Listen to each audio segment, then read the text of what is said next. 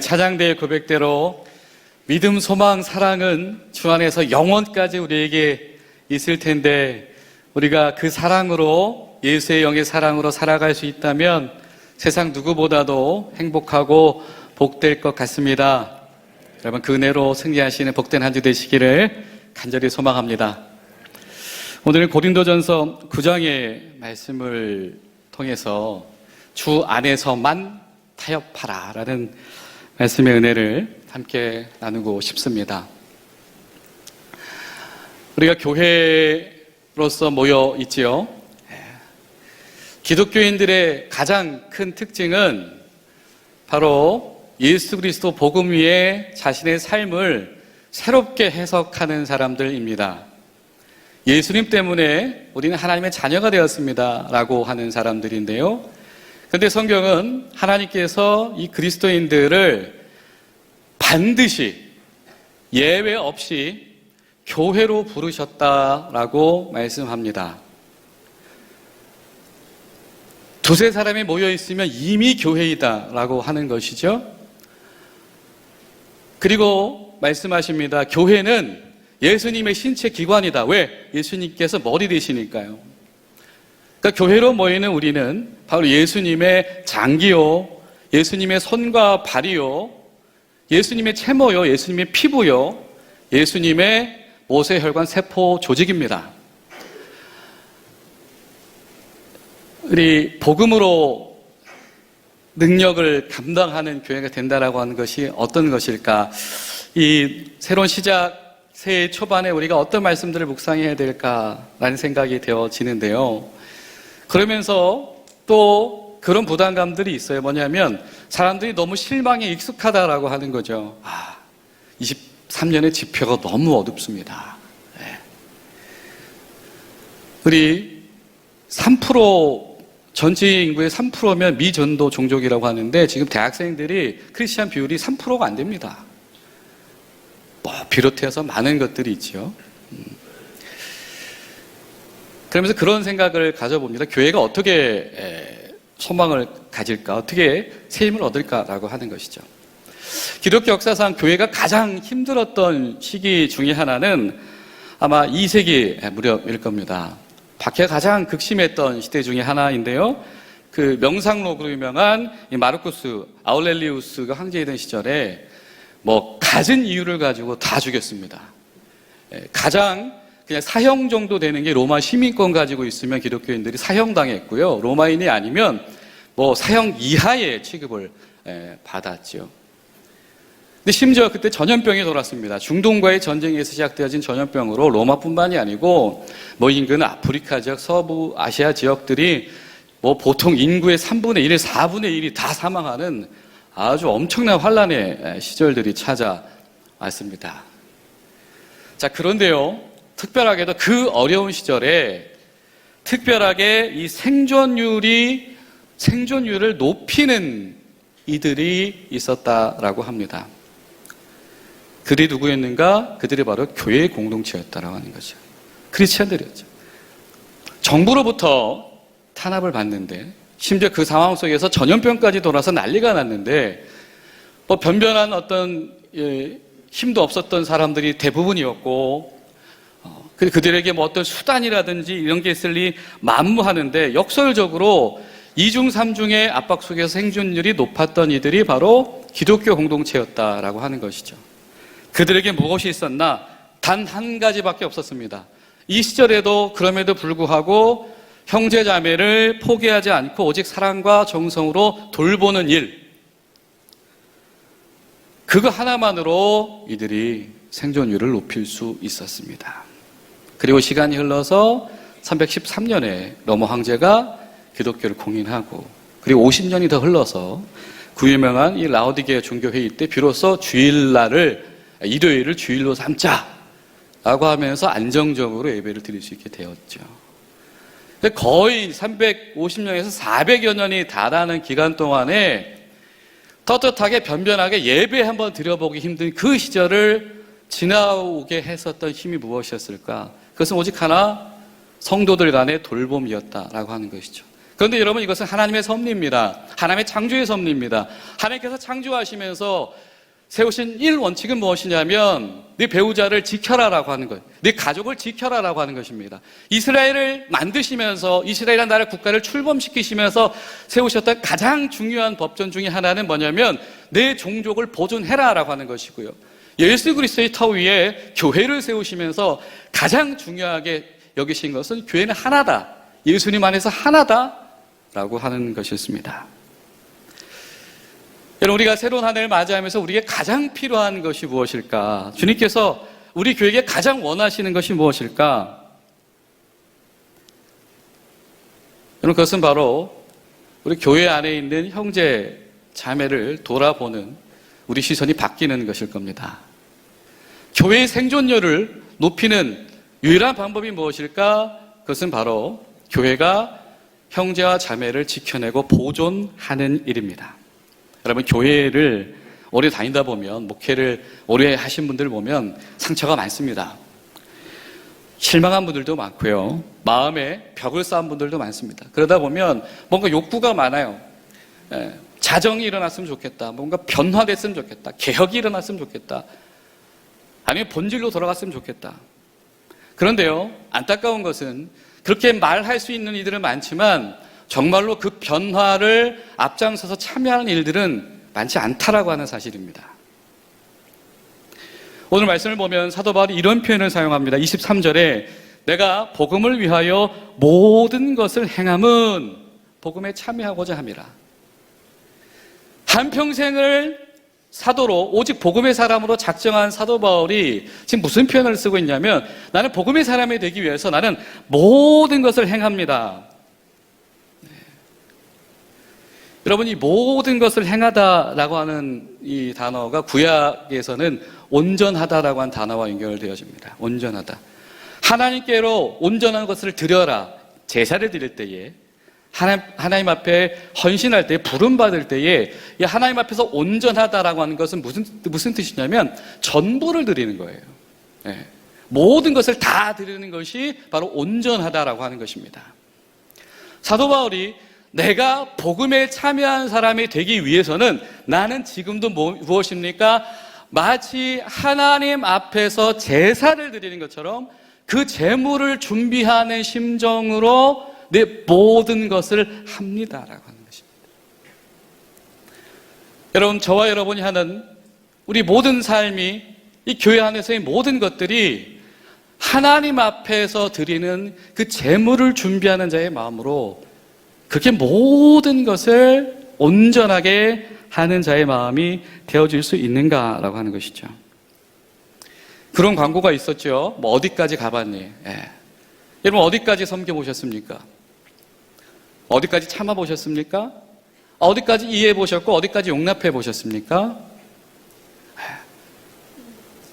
그런 어떤 마음의 어떤 탈진을 경험하고 있는 이들에게 오늘 사도 바울이 이야기하는 겁니다. 나는 복음에 참여한 자가 되기 위해서, 복음에서 벗어나지 않기 위해서 나는 오늘도 매사에 마치 하나님께 제사 드리듯이 모든 것을 합니다라고 하는 것이죠. 그러면서 24절 무슨 얘기를 합니까? 이것은 마치 경기장에서 경주하는 자의 심정과도 같습니다. 경주에서 우승하기 위해서는 어떻게 해야 되죠? 선수가 최선을 다해서 준비해야 됩니다. 반드시 거기에 수반되는 것이 무엇입니까? 절제입니다. 모든 것을 다 그것에 맞추어야 합니다. 월드컵이 끝나고 동료 선수들이 손흥민 선수에 대한 이야기를, 소위 미담을 들려주는데 그 중에 하나가 제일 먼저 연습에 나오고 남들 쉬는 시간에도 연습하더라. 매일 그랬는지 어쨌는지는 알 수 없습니다만은, 근데 비단 손흥민 선수뿐만이 아닐 겁니다. 그렇죠? 모든 최고의 어떤 열매를 거둔 이들 가운데에서는 자기 포기와 자기 절제가 없는 사람은 단 한 명도 없겠지요. 근데 사도 바울이 지금 이런 표현을 써요. 비교급을 씁니다. 그런데 우리의 경주는 더 중요한 경주입니다. 지금 저 경주하는 선수들의 멸관은 한시적인 겁니다. 한때의 영광입니다. 그런데 우리가 지금 하고 있는 경주는 썩지 않는 영원한 상급에 관한 경주입니다. 우리 지금 예선 치르는 거 아닙니다. 지금 선수 선발전 치르는 거 아닙니다. 지금 연습 경기하는 거 아닙니다. 우린 지금 월드컵 본선을 하고 있습니다. 지금 월드컵 본선을 하고 있는데, 지금 경주의 본선을 하고 있는데 선수가 힘들다고 해서 안 뛸까요? 감독의 전술이 마음에 들지 않는다고 해서 나에 대한 신뢰가 부족하다고 해서 그만둘까요? 그렇지 않을 겁니다. 또 이어서 무슨 이야기를 하죠? 자, 26절에 이런 표현을 씁니다. 나는 다른 박질을 향방 없는 것까지 하지 않습니다. 그리고 허공에 치는 것까지 하지 않습니다. 지금 연습할 시간이 아닙니다. 지금 뭐 여기로 뛰어봤다 저기로 뛰어봤다 테스트할 시간이 없습니다. 왜요? 지금은 본 게임이 시작됐거든요. 허공에다 주먹질하지 않습니다. 영어 성경을 보니까요, 이 공기에다가 복싱한다고 써 있더라고요. 그 섀도우 복싱은 연습할 때 하는 거잖아요. 실전에서 섀도우 복싱 하고 있으면 어떻게 됩니까? 한 대 맞고 그냥 KO 당하겠죠. 선수로서의 자격을 박탈당할 것입니다. 오늘 말씀이 우리에게 그렇게 도전합니다. 지금 교회는요, 이미 본선을 치르고 있습니다. 우리는요, 연습 경기가 아니고요, 지금 실전을 치르고 있습니다. 그런데 지금 다른 거, 지금 멈추는 거, 그거 할 수 있을까요? 이렇게 말씀을 드리면 아마 그런 분들 많으실 거예요. 모릅니까? 다 알죠. 그리고 다 해봤습니다. 소위 신앙의 번아웃, 탈진을 경험하시는 분들이 있을 겁니다. 할 만큼 다 했어요. 헌신할 만큼 다 했고 사랑할 만큼 다 했습니다. 그런데 돌아오는 것은요, 가시였어요. 돌아오는 것은요, 원망이었습니다. 이런 표현들을 하죠.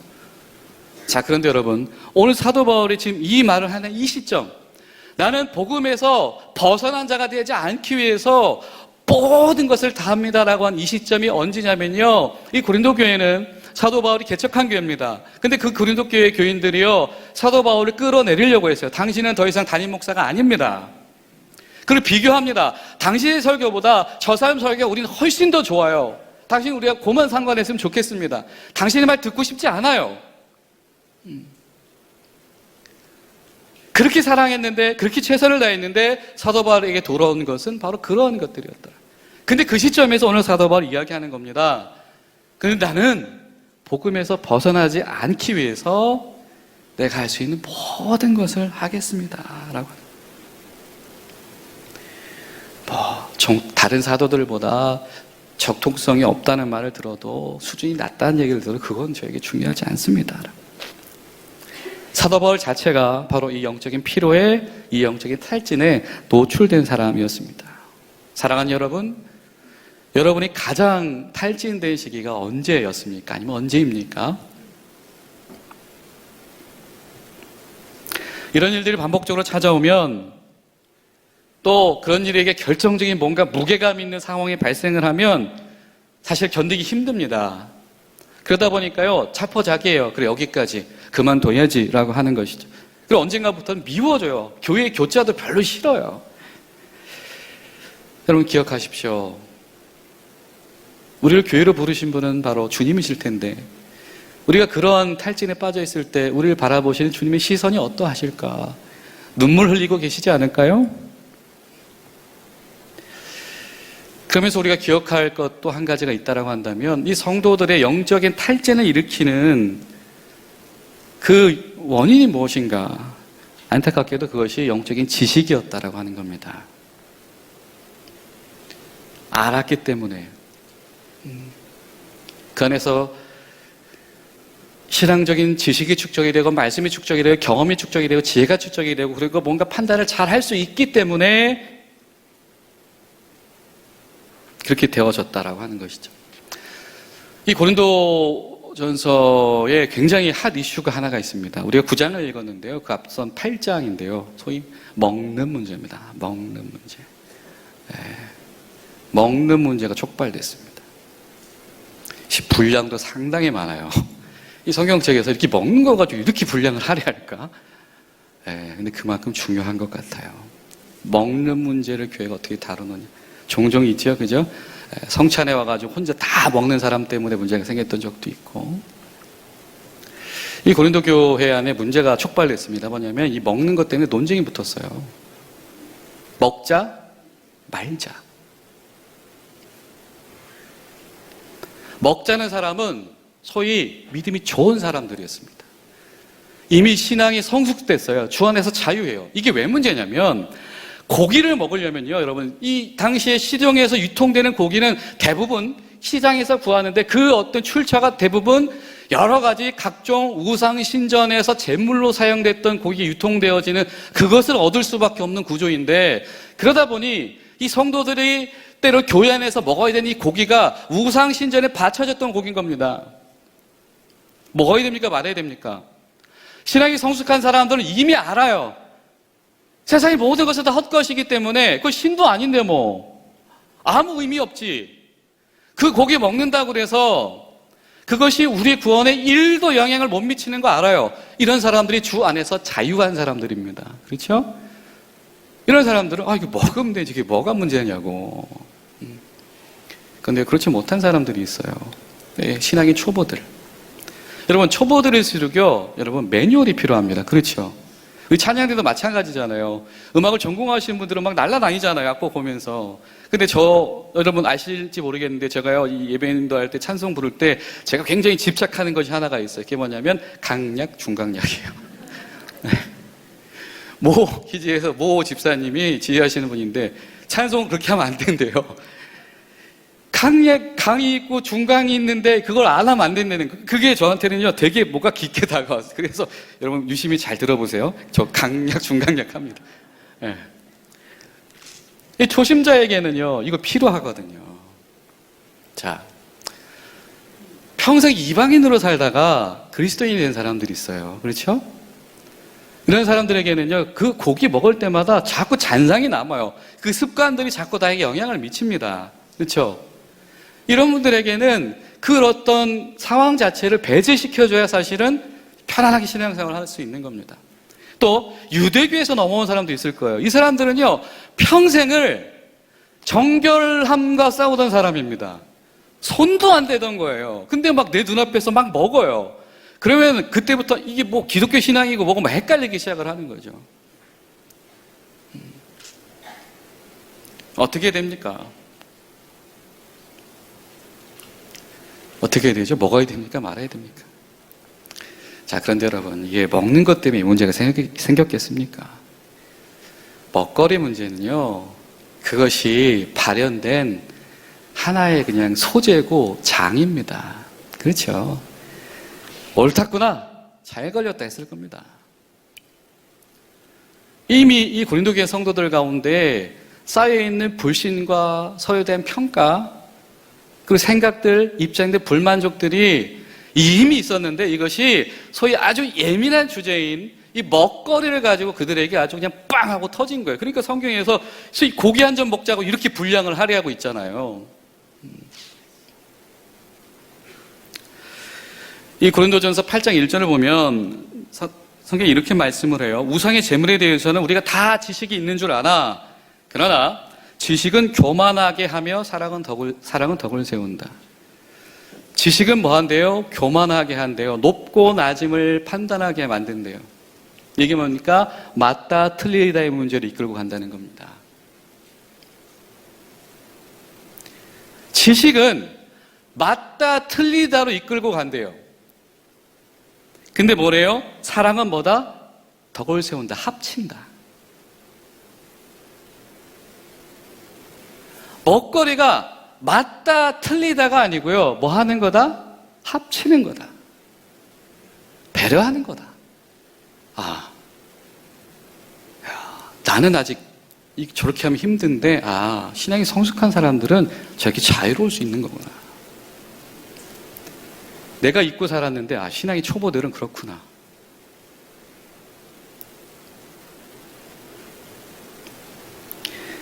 여러분, 정말 귀한 믿음은, 큰 믿음은 예수 그리스도 안에서 그 어떤 것도 우리가 주님 안에 있는 충만을 방해하지 못하는 것이겠지요.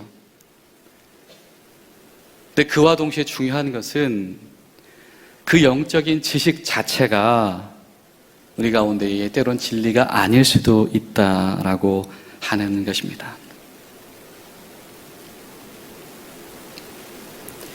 이 고린도 교회 안에 발생한 문제는 이 사람들이 뭐 무식해서도 아니고 뭔가 좀 모자라서도 아니고요. 단 한 가지예요. 무엇이었습니까? 이들 가운데 사랑이 결핍되어 있었기 때문에 이 먹는 문제가 촉발되는 것입니다. 그럼 그런데 기억해야 됩니다. 이 판단하는 문제는요, 창세기 3장부터 등장한 아주 치명적인 하나님과의 관계를 깨뜨리게 만드는 유혹이었습니다. 야, 너 그거 먹으면 너 하나님 없이도 뭐가 뭔지 잘 알게 돼. 우리가 하나님 없이 자꾸 판단하게 되는 거, 이거 창세기 3장부터 등장한 유혹이었다라고 하는 것이죠. 교회가 판단을 하는데요, 여러분. 하나님 없이 판단하는 거, 이거 창세기 3장부터 등장한 죄악이었다라고 하는 겁니다. 오늘 말씀 통해서 사도 바울이 저는 그 복음에서 안 벗어나고 싶습니다라고 하는 그것은 내가 예수 그리스도 때문에 내가 이 복음이라고 하는 이 교리와 지식을 소유하게 되었기 때문이 아니고 그 복음 때문에 만나게 된 저 교회 형제 자매들 그 한 사람 한 사람이 나를 구원하신 예수님이 향하신 주의 사랑이 향하는 그 한 사람이라고 하는 확신이 있기 때문이다라고 하는 것이죠. 여러분, 우리의 선택과 판단이 주의 진리보다 앞서가지 않게 되시기를 예수님의 이름으로 간절히 소망합니다.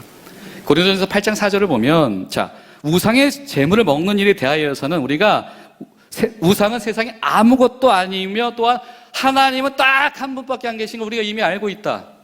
자유한 사람들은 그 아무 의미 없어요. 한 분 하나님을 믿는 사람들은 아무 의미 없어요. 그러나 7절을 보면 8장 7절에 이 지식은 모든 사람에게 있는 게 아니다. 우상에 대한 습관이 있었던 사람, 그들은 마음이 양심이 약해진다. 근데 사도 바울이 이 고린도서에서 이 양심이라는 단어랑 이 지식이라는 단어를 같이 쓰거든요. 그게 뭐예요? 결국에는 이 말씀 믿음도 흔들린다는 얘기예요. 먹는 문제가 그 사람의 믿음을 흔들어 놓을 수 있다. 그때 필요한 것이 무엇이다? 배려다, 사랑이다.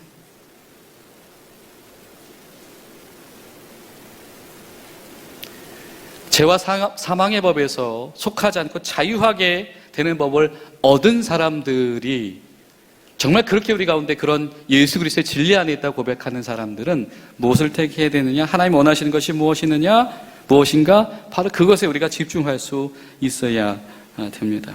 정말 중요한 것은 8장 11절이에요. 사도 바울이 이런 표현을 합니다. 고린도전서 8장 11절을 보시면 내 지식으로 그 믿음이 연약한 자가 멸망하나니 그런데 그는 그리스도께서 위하여 주신 형제라. 멸망한대요. 멸종당한대요. 살해당한대요. 당신의 그 판단으로, 당신의 지혜로, 당신의 믿음으로, 당신의 기준으로, 그 가치관으로 그 사람이 교회에서 멸종당해, 살해당해. 그런데 기억하라. 뭐다? 그 사람은 예수님이 십자가에서 살리신 그 한 사람이다라고 하는 거죠. 여러분, 너무나 귀하지 않습니까? 그러니까 사도 바울이 자기를 그렇게 쫓아내려고 하는 그 교인들 향해서 내가 할 수 있는 모든 거 하고 싶습니다라고 하는 그 이면 가운데는 사도 바울의 이러한 신앙의 고백이 있는 거죠. 여러분, 중요한 것이 있습니다. 고린도 교회에 있어서 이 중요한 거, 이 결정 어떻게 하느냐보다 더 중요한 것이 있었어요. 그 뭡니까? 그 전에 십자가에 달리신 예수를 묵상하는 겁니다. 그게 더 먼저다라고 하는 거예요. 이 말이 맞아요? 저 말이 맞아요? 그거보다 더 필요한 건 뭐냐면 예수의 십자가를 묵상하는 거예요. 아, 예수가 살리신 사람이다라고. 사실 이 타협이라고 하는 단어가 여러분 성경에서 긍정적으로 사용되는 경우가 별로 없습니다. 예, 타협하면 어떻게 되죠? 예, 신앙의 기준의 일부를 포기하는 거잖아요. 타협이 뭡니까? 사전을 찾아보니까 자신의 수요, 욕구의 일정 부분을 포기하면서 협의해가는 과정, 이게 타협이라고 되어 있더라고요. 그래서 보통 뭐 정치나 아니면 어떤 거 뭐 있을 때는 게임이론을 적용해서 그 결과를 예측해서 그나마 결과가 최대한 나한테 유리할 정도의 어떤 선에서 의견 합의 보는 거, 이게 뭐 이 정도 타협이라고. 아니면은 우리가 뭐 투표하는 것들, 이런 것도 타협이 되겠죠. 근데 성경에서 이 타협이라고 하는 거는 보통 우상숭배와 연결되어집니다. 현대 교회에서는 세속화와 연결되어집니다. 또 개인적으로는 내가 어떤 신앙의 기준들을 적당히 내려놓는 것, 이것이 나의 현실과 타협했다, 이런 표현으로 사용되어지지요. 알고는 있지만 결단하지 못하는 겁니다. 그런데 성경에서 이 타협이라고 하는 것이 긍정적으로 사용되어진 예가 있습니다. 그것이 언제냐면 예루살렘 교회가 사도 바울을 용납할 때입니다. 저는 우리 동료를 살해한 사람인데, 사도 바울의 동역자들, 저희는 근본 뿌리도 없는 이방인들인데, 반대로 사도 바울이 유대인들 사도를 만날 때는 유대교의 율법을 지키는 부분을 우리가 할 수 있는 것은 해보자, 그렇게 이야기를 하지요. 이것이 성경에서 유일하게 사용되어진, 거의 드물게 사용되어진 타협의 예입니다. 무엇을 위해서요? 선교를 위해서. 언제 타협할 수 있느냐? 선교를 위해서. 언제 타협할 수 있느냐? 오늘 말씀처럼 교회를 온전히 덕을 세우기 위해서. 타협은 그것을 위해서 필요한 것입니다. 여러분, 교회에서요, 다수를 만족시키는 것이 해답이 되지 않는 경우가 많습니다. 대표적인 사건이 시내산 사건입니다. 출애굽했는데요, 리더인 모세가 행방불명됐습니다. 산에 가더니 40일 동안 내려오지 않습니다. 난리가 났죠. 우리 어떡하냐. 갈피를 잃었습니다. 그러니까 많은 사람들이 요구합니다. 뭔가 구심점이 필요합니다. 막 모아서 요만한 송아지 만들었어요. 금으로 요만해요. 그래놓고 이분이 우리를 인도하는 여호와입니다. 그러니까 사람들이 불안해하지 않고 좋아합니다. 기뻐합니다. 막 거기서 마치 막 축제도 벌이고요, 제사도 드리고 막 그럽니다. 어떻게 됐습니까? 하나님이 살해하셨습니다. 다 죽이셨습니다. 성경에서 하나님이 직접 사람을 죽게 만드는 사건이 몇 군데 있는데 그 중에 하나가 시내산 사건입니다. 또 예수님이 십자가를 들어 가시기 전에 성전에 들어가신 스토리 여러분 알고 계시죠? 어떻게 예수님이 막 상을 뒤엎으셨잖아요. 그러면서 뭐라고 말씀하십니까? 이 집은 뭐다? 만민이 기도하는 집이다. 자, 우리의 포인트, 이 기도하는 집이다, 여기다 있죠. 장사 막 했으니까요. 근데 우리가 놓치지 말아야 될 점이 한 가지가 더 있어요. 뭐냐면 거기 있는 그 상들의 용도가 무엇이었냐라고 하는 겁니다. 그리고 그 상들이 있음으로 말미암아서 가로막혔던 것은 무엇이냐라고 하는 거예요. 자, 그 상들의 용도가 무엇이었습니까? 멀리서 오는, 절기를 지키러 오는 이들의 재물 준비하는 부분을 좀 편하게 해주기 위해서, 많은 사람이 예배 편하게 드리게 해주는 데 목적이 있었어요. 근데 그러다 보니까 그것 때문에 가로막힌 거 한 가지가 있습니다. 그것이 뭐냐면 이방인들의 출입입니다. 성전에 이방인들이 들어올 수 있었거든요. 심지어 그들한테 돈도 받았어요. 그들이 안에 들어가서 유대인들처럼 제사를 드리지 못했지만 그들이 숫자는 많지 않을지라도 거기 왔다 갔다 하면서 이스라엘의 하나님에 대해서 접할 수 있는 기회가 있었단 말이죠. 그런데 여기다가 절기 지키러 오는 사람들의 상을 쫙 깔아버리니까 그 사람들에 대한 기회가 박탈된 겁니다. 그래서 예수님께서 말씀하셨어요. 여기는 유대인들 남자들만 예배드리는 곳이 아니다. 만인이 오는 곳이다. 근데 너희들 편의 때문에 그들이 못 들어오게 됐다. 예수님 죽으실 때 어떻게 됐습니까? 휘장이 찢어졌죠. 지성소에 가로막혀 있던 모든 이들이 만유의 주이신 예수 그리스도 살아계신 하나님 앞으로 나오게 됐습니다. 주님은 그것을 안타까워하셨어요. 반대에도 있습니다. 아주 훌륭한 사람이라고 해서 그것이 항상 옳은 게 아니에요. 대표적인 게 사울왕입니다. 그는 전문가였습니다. 정치 경력도 오래됐어요. 군사 경력도 오래됐고 많이 이겨봤어요. 근데 그가 아주 중요한 전쟁을 앞두고 있습니다. 정치적으로 이 전쟁은 꼭 해야 돼요. 근데 뭔가 조건이 부합하지 않았습니다. 아직 사무엘이 도착하지 않았어요.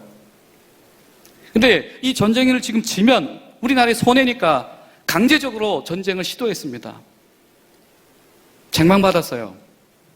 어떻게 됐습니까? 군인들이 전사했습니다. 이 사울왕의 판단 때문에 군인들이 전사했습니다.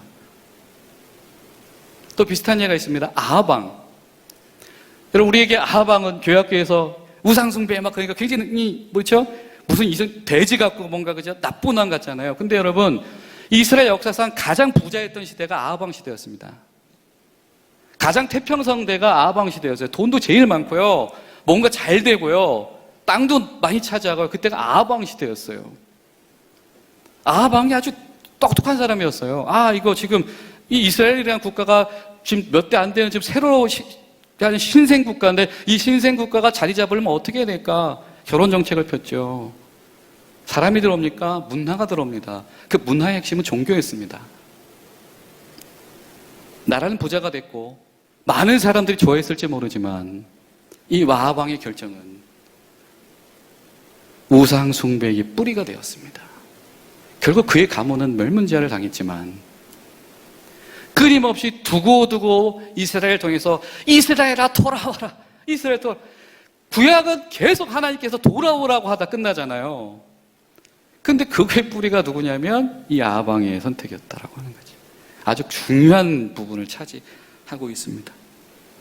정말 훌륭하고 정말 아주 판단이 좋을 수 있지만 아닐 수도 있다라고 하는 거죠. 오늘 사도 바울이 여러분 우리에게 대안을 제시합니다. 방법은 하나다. 뭐예요? 예수의 사랑으로 형제를 바라보는 수밖에 없다. 사랑이 방법이다. 여러분, 사랑하면 방법을 찾습니다. 방법 대신에 뭔가 이유와 핑계가 나오면 이미 사랑이 끊긴 겁니다. 지식은 판단합니다. 그런데 사랑은 덕을 세웁니다. 사도 바울이 그렇게 말하죠.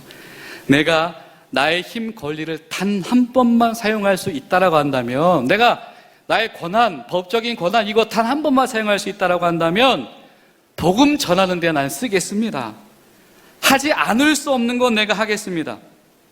주님께서 나에게 주신 상은 내 존엄성을 높이는 것이 아니고, 내가 인정받는 것이 아니고, 성도들 가운데 내가 사랑받는 것이 아니고, 값없이 기쁨으로 복음을 전하는 사람을 삼으신 것입니다.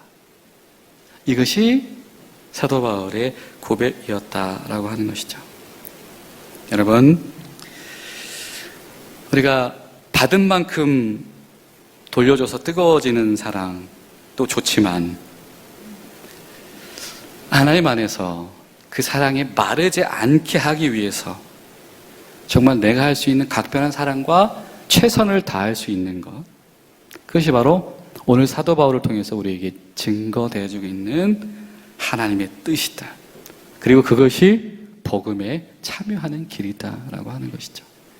이 말씀이 저 여러분 가운데에 힘과 능력과 은혜가 되고 한 주간 동안에 우리 삶을 지키는 귀한 통로가 되기를 간절히 소망합니다. 기도하겠습니다. 살아계신 하나님, 이미 우리가 죄인 되었을 때에 우리를 사랑하신 아버지 하나님의 그 사랑하심으로 말미암아 우리가 이 자리에 교회로 모여 있으니 주님 감사합니다. 하나님, 우리가 처음 받은 이 은혜 저희가 잃지 않게 도와주시옵시고 우리가 주 안에서 모든 것을 할 수 있는 마음의 준비, 주 안에서 나의 일부를 내려놓을 수 있는 준비가 우리 가운데 시작될 수 있도록 도와주시옵소서. 예수님의 이름으로 기도합나이다. 아멘.